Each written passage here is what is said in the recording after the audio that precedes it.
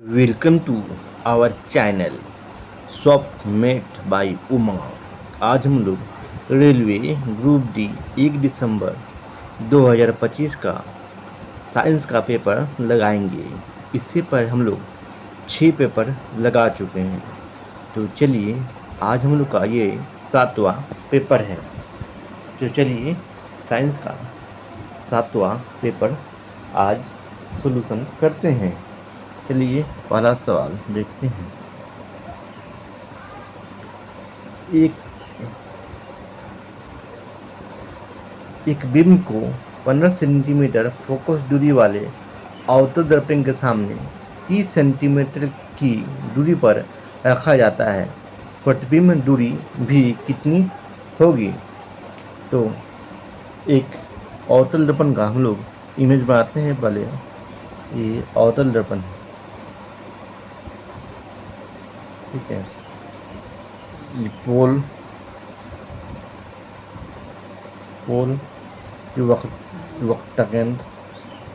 वक्रता केंद्र, पोल मतलब ध्रुव, ठीक है।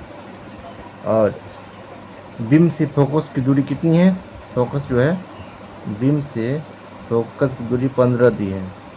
और अवतल दर्पण के सामने दूरी जो है वक्रता केंद्र की दूरी कितनी दी है? 30 सेंटीमीटर, 30 सेंटीमीटर, ठीक है। जब भी अवतल दर्पण सामने वक्रता केंद्र पर कोई वस्तु रखा जाता है, जब भी अवतल दर्पण के सामने वक्रता केंद्र पर कोई भी वस्तु रखा जाता है तो प्रतिबिंब वक्रता केंद्र पर ही बनता है और समान आकार का बनता है, ठीक है। अगर प्रतिबिंब जो है वह लेंस के बाईं ओर बनता है तो हम लोग माइनस लेते हैं, और अगर दाईं ओर बनता है तो प्लस रखते हैं। तो जो किधर बन रहा है? बाईं ओर बना है, तो इसका आंसर होगा -30 सेंटीमीटर। चलिए नेक्स्ट देखते हैं।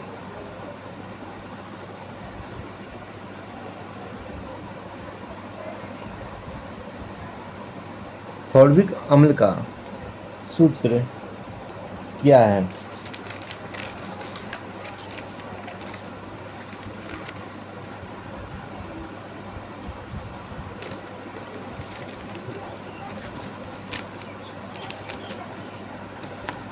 फॉर्मिक अम्ल जो है वह लाल चींटियों में पाया जाता है।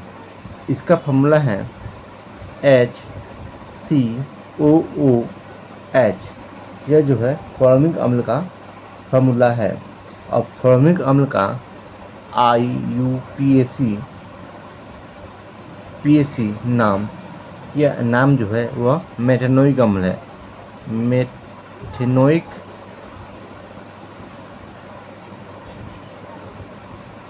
अम्ल है। फॉर्मिक अम्ल का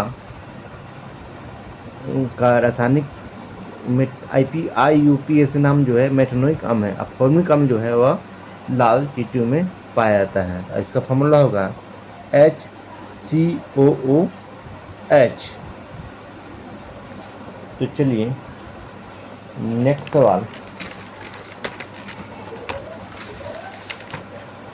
सवाल देखते हैं। कार्य के आधार पर निम्नलिखित में से कौन सा संयोजन मनुष्यों में पाए जाने वाले सभी प्रकार के जंतुओं को निरूपित करता है?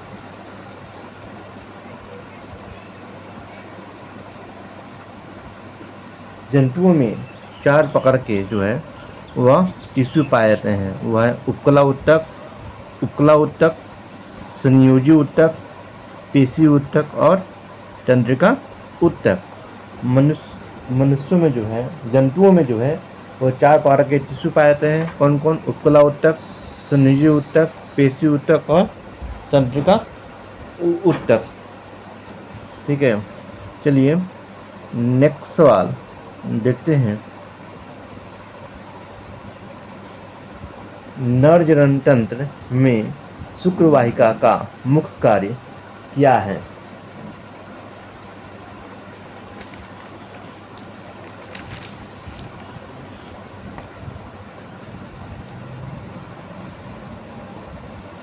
पुरुषों में 2 टेस्टिकल पाया जाता है। पुरुषों में जो है उसमें 2 टेस्टिकल टेस्टिकल पाया जाता है, जिसे हम हिंदी में क्या कहते हैं, वृषण कहते हैं। जिसे हम लोग हिंदी में वृषण कहते हैं। वृषण में निर्माण होता है स्पर्म का, यानी शुक्राणु का। वृषण के ऊपर एक बांट होता है, उसे कहते हैं एपिडिमाइसिस यानी अधिवृषण। यहाँ पर शुक्राणु जो है इकट्ठा होता है। वास डिफरेंस एक नली होती है। वास डिफरेंस जो एक नली होती है, जो अधिवृषण से शुक्राणु को मूत्र मार्ग तक पहुँचाता है। तो इसका आंसर होगा सी, शुक्राणु को अधिवृषण से मूत्र मार्ग तक पहुँचाना। नर जनतंत्र में शुक्रवाहिनियों का मुख्य कार्य क्या है? यह जो है इसका कार्य है शुक्राणु को अधिवृषण से मूत्र मार्ग तक पहुँचाना। चलिए नेक्स्ट सवाल देखते हैं।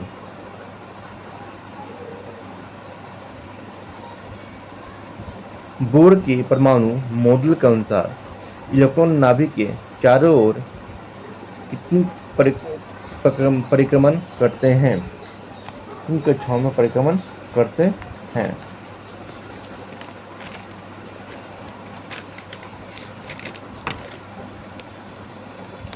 बोर ने कहा जो परमाणु होता है उनके बीच में होता है नाभिक। बोर ने कहा था ये परमाणु होता है उनके बीच में क्या होता है? नाभिक होता है। नाभिक होता है, न्यूक्लियस। ठीक है।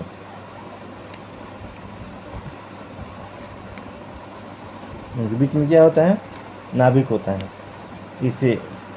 जिस नाभिक और इसके चारों ओर अलग अलग कक्षाएं होती हैं। नाभिक और इसके चारों ओर अलग अलग कक्षाएं होते हैं, जिसमें इलेक्ट्रॉन चक्कर लगाता है। इलेक्ट्रॉन जो है चक्कर लगाता है। जिस इलेक्ट्रॉन का एनर्जी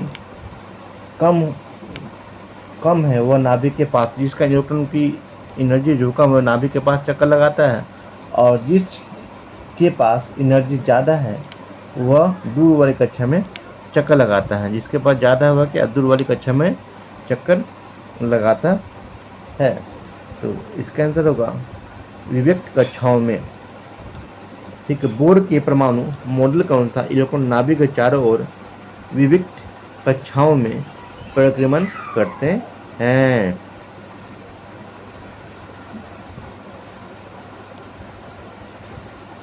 चलिए नेक्स्ट सवाल देखते हैं।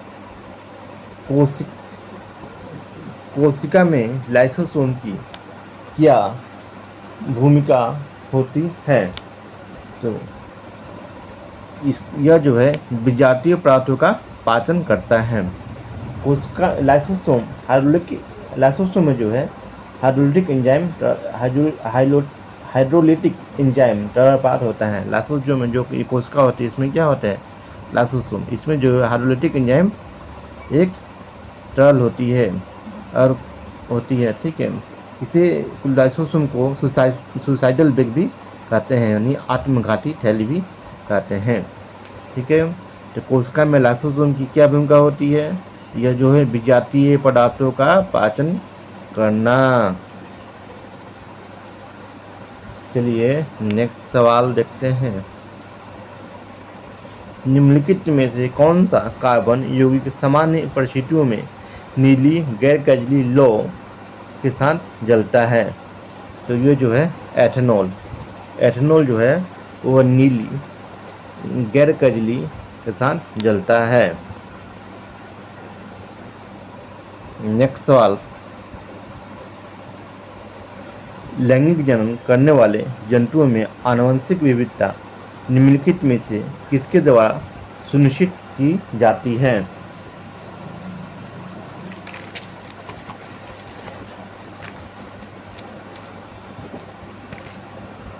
तो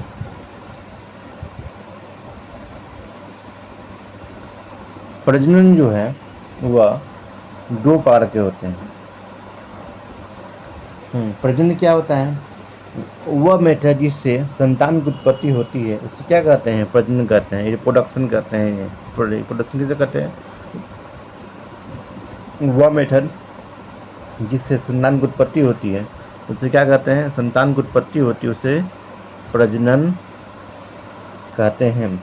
प्रजनन जो है वो दो प्रकार के होते हैं, एक सेक्सुअल रिप्रोडक्शन और एक तो असेक्सुअल रिप्रोडक्शन। सेक्सुअल रिप्रोडक्शन में जो लैंगिक जनन में दो जनक होते हैं। लैंगिक जनन में क्या है, कितने जनक होते हैं?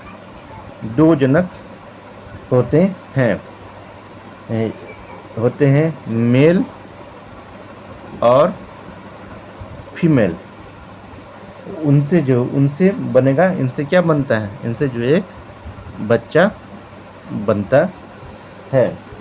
और अलैंगिक जनन में जो है एक ही जनक होते हैं, और उनसे क्या बनता है? बच्चा बनता है। अलैंगिक जनन में एक जनक होते हैं, उनसे बच्चा बनता है। लैंगिक जनक या संतान में वेरिएशन देखिए, लैंगिक जनन में जो है संतान में क्या होगा? वेरिएशन दिखेगा। जो संतान वह ना तो पिता की तरह दिखेगा और ना ही माता की तरह दिखेगा। इसमें ऐसी कुछ विशेषता पिता की जैसी होगी और कुछ माता के जैसी होगी। यहाँ पर जिन दोनों जनक से आता है। लैंगिक जनन में जो है जिन माता और पिता दोनों से ही आता है, माता और पिता दोनों से ही आता है। और अलैंगिक जनन में यहाँ पर जिन केवल एक ही जनक से आता है, इसलिए यहाँ पर क्या होगी? वेरिएशन नहीं देखेगा। ठीक है, तो लैंगिक जनन करने वाले जंतुओं में आनुवंशिक विविधता तो संतानों दोनों जनकों से जीन प्राप्त करती है। इसी करती है, दोनों जनकों से ही जीन प्राप्त करती है।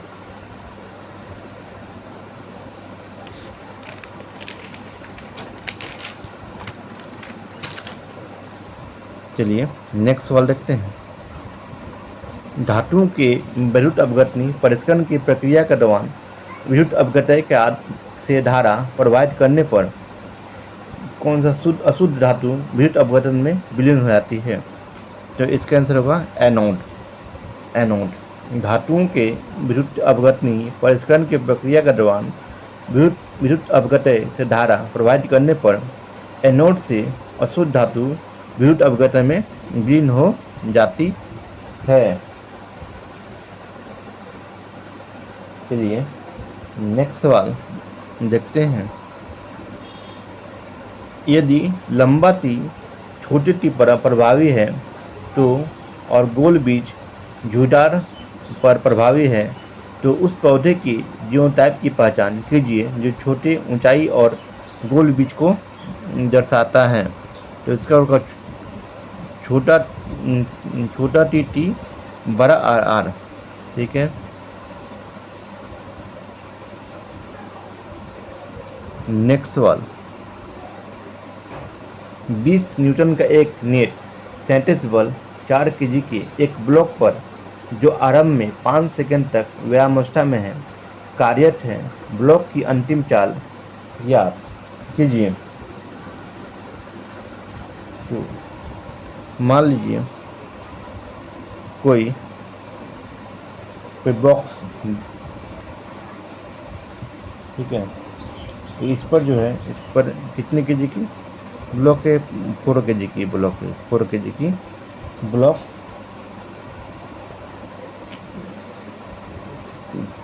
4 kg की ब्लॉक है। ठीक है, और इस पर जो है 20 न्यूटन का बल लगाया जाता है और इसका प्रारंभिक वेग कितना है? 0। और टाइम जो है 5 सेकेंड दिया हुआ है। ठीक है, तो इसमें जो हम लोग त्वरण निकालेंगे F = m a, तो A = F/m। तो F फोर्स कितना दिया हुआ है 20 और टाइम दिया और मास कितना दिया हुआ है? मास दिया है 4, क्योंकि 5 5 मीटर प्रति सेकेंड स्क्वायर। इसका टर्न कितना हो गया? 5 मीटर प्रति सेकेंड स्क्वायर। तो इसका अंतिम चाल निकालना है तो u equal to v equal to u plus a t. तो प्रारंभिक वेग 0 है, एक्सेलरेशन कितना है 5, टाइम कितना दिया हुआ है? टाइम जो होगा 5 सेकेंड, कितना हो गया? क्या है? 25 मीटर प्रति सेकेंड। इसका आंसर है 25 मीटर प्रति सेकेंड।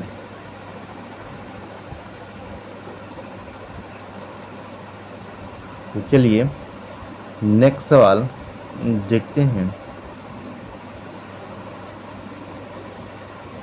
समभारिकों को कौन सा गुणधर्म सदैव भिन्न होता है? तो जिनके परमाणु क्रमांक समान और द्रव्यमान संख्या अलग अलग होते हैं उसको कहते हैं समस्थानिक। इसको क्या बोलेंगे? इसकी परमाणु संख्या, उनके जो है परमाणु क्रमांक समान और द्रव्यमान संख्या जो है, इनके परमाणु क्रमांक समान और द्रव्यमान संख्या अलग अलग हैं उसको बोलते हैं समस्थानिक। और जिनकी द्रव्यमान संख्या समान होते हैं, इनके जो है द्रव्यमान संख्या समान होते हैं और लेकिन परमाणु क्रमांक अलग अलग होते हैं उन्हें कहते हैं समभारिक। ठीक है, जिनके जो है द्रव्यमान संख्या समान होते हैं लेकिन परमाणु क्रमांक अलग अलग होते हैं उनको क्या कहते हैं? समभारिक। इनके परमाणु क्रमांक जो है सदैव, समभारिकों का परमाणु क्रमांक गुणधर्म सदैव भिन्न होता है।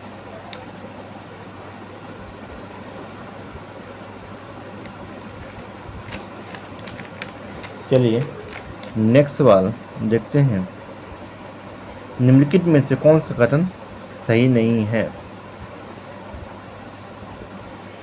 प्रिज्म में यदि सफेद प्रकाश का उपयोग किया जाए तो विक्षेपण होता है। सही है।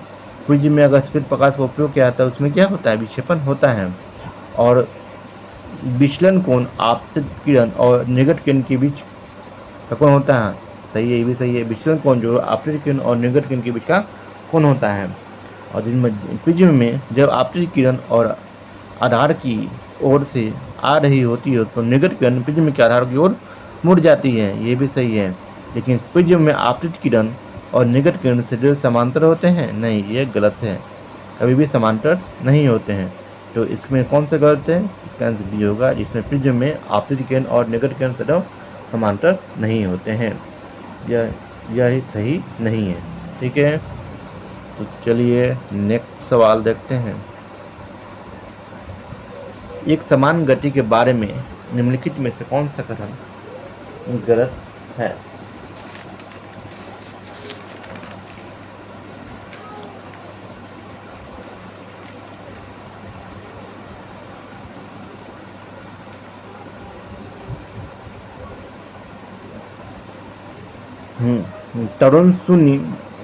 त्वरण जो है वह शून्य होता है। सही है, त्वरण जो है शून्य ही होता है।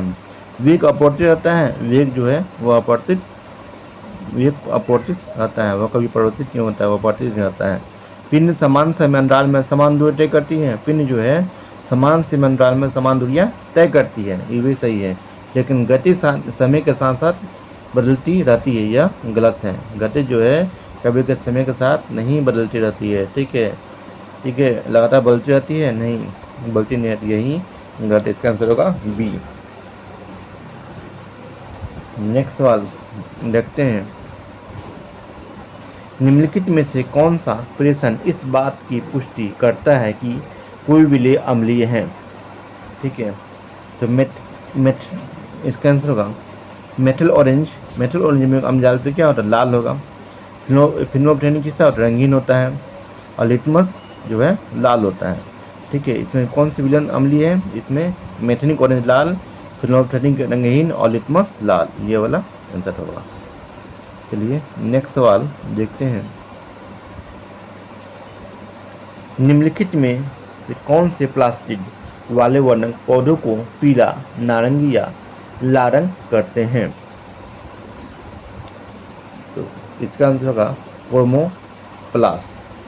क्रोमोप्लास्ट जो है पीला, नारंगी या लाल रंग का प्रदान करते हैं। पिगमेंट या वर्णक किसे कहते हैं? पिगमेंट या वर्णक किसे कहते हैं? ऐसे पदार्थ को कहते हैं पिगमेंट, ऐसे पदार्थ को कहते हैं जिसमें रंग मिलता है। जिससे क्या मिलता है? रंग मिलता है। जैसे पत्तियों में जो है क्लोरोफिल से क्या मिलता है? हरा रंग मिलता है। पत्तियों में जो है, पत्तियों में क्लोरोफिल से क्या मिलता है? हरा रंग मिलता है। ठीक है, तो इसका आंसर होगा क्रोमोप्लास्ट। प्लास्टिक वाले वर्णक पौधों को पीला, नारंगी या लाल रंग प्रदान करते हैं। तो चलिए नेक्स्ट सवाल देखते हैं।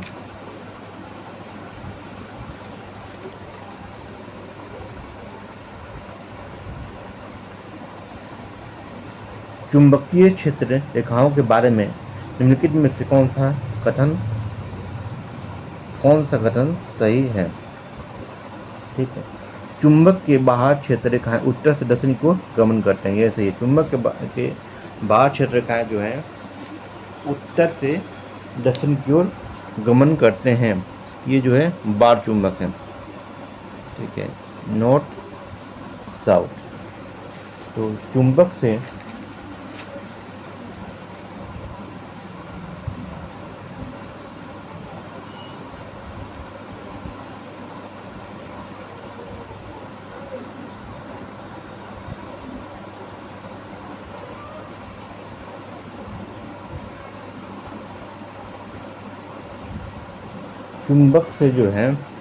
चुंबक से बाहर क्षेत्र रेखाएं उत्तर से दक्षिण की ओर गमन करते हैं। चलिए नेक्स्ट सवाल देखते हैं।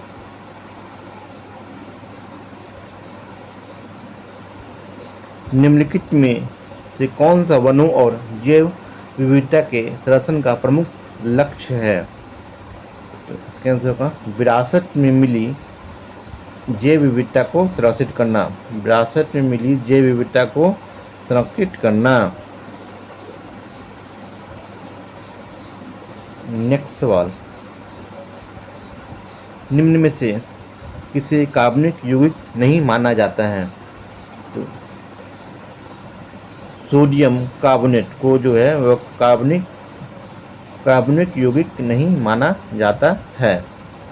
ठीक है, इसका आंसर होगा ए, सोडियम कार्बोनेट को जो है कार्बनिक यौगिक नहीं माना जाता है। लेकिन मीथेन, एथेनॉल, एसिटिकम, इसमें जो क्या होता है? कार्बन होते हैं, इनको जो हम लोग कार्बनिक यौगिक मानते हैं। लेकिन सोडियम कार्बोनेट को जो है कार्बनिक यौगिक नहीं माना जाता है। चलिए नेक्स्ट सवाल देखते हैं।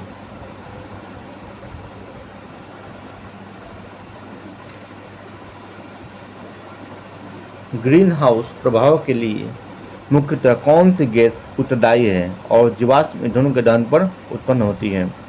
तो इसके आंसर होगा कार्बन डाइऑक्साइड। कार्बन डाइऑक्साइड जो है ग्रीन हाउस गैस के लिए उत्तरदायी है और यह जीवाश्म ईंधन के दहन से उत्पन्न होती है। जीवाश्म ईंधन कोयला, पेट्रोल के जलाने से प्राप्त होता है। जैसे कोयला पेट्रोल के जलाने से जो है क्या प्राप्त होता है? कोयला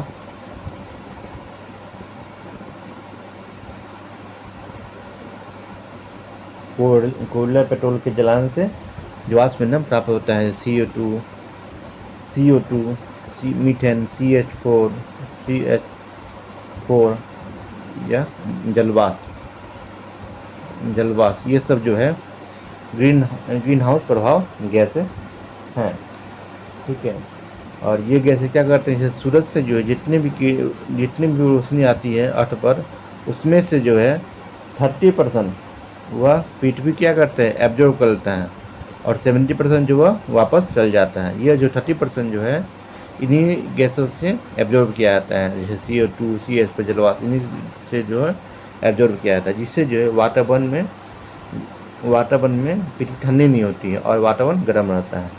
तो इसका आंसर होगा ए, कार्बन डाइऑक्साइड। चलिए नेक्स्ट सवाल देखते हैं। एक वस्तु को सीधे ऊपर की ओर फेंका जाता है, वह अधिकतम 20 मीटर की ऊंचाई तक पहुंचती है। यदि हम जी इक्वल टू 10 मीटर पर सेकेंड स्क्वायर ले तो उस वस्तु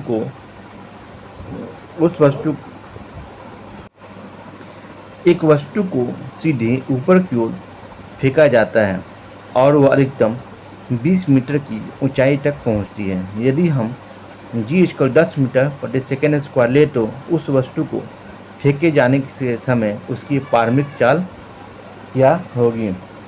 तो कोई वस्तु जो है उसको ऊपर की ओर फेंका जाता है तो उसका प्रारंभिक वेग क्या है, 0 है। ठीक है, तो उसकी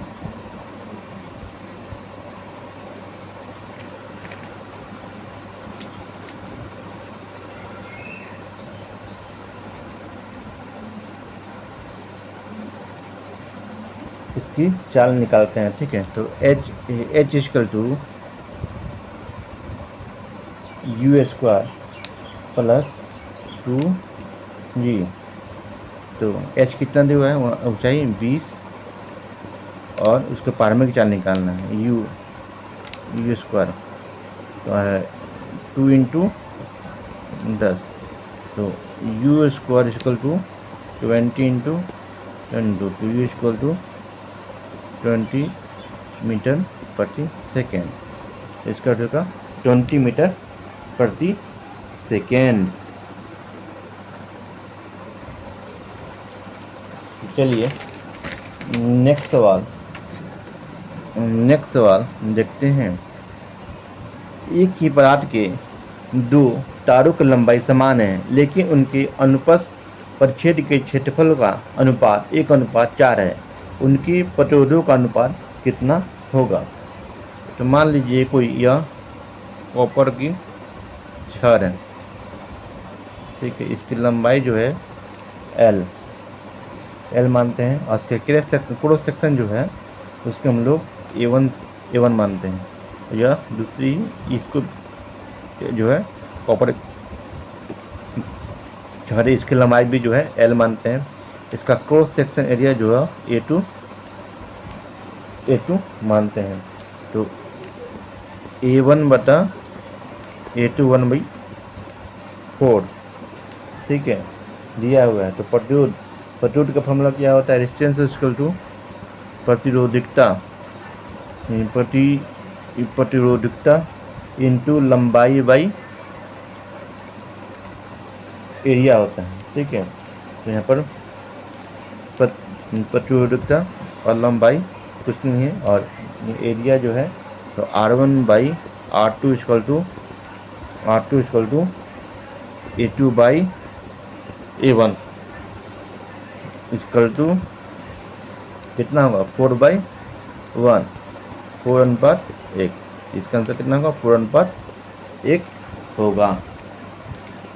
तो चलिए नेक्स्ट सवाल।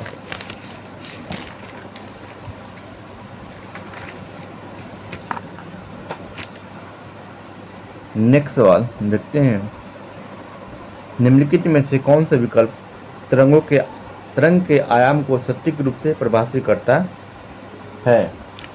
तो इसका आंसर होगा कण का अपनी माध्य स्थिति से अधिकतम विस्थापन। कण का अपने माध्य स्थिति से अधिकतम विस्थापन तरंग के आयाम को सटीक रूप से परिभाषित करता है।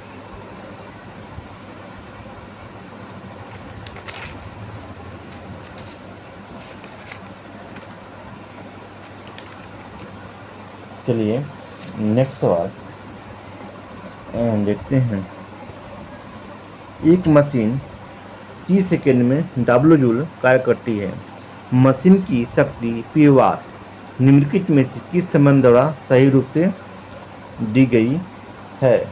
तो शक्ति power equal to work by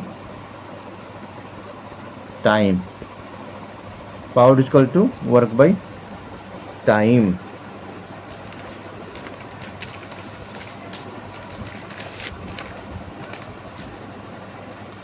चलिए नेक्स्ट सवाल देखते हैं। एक परमाणु में 11 प्रोटॉन, 11 न्यूट्रॉन और 11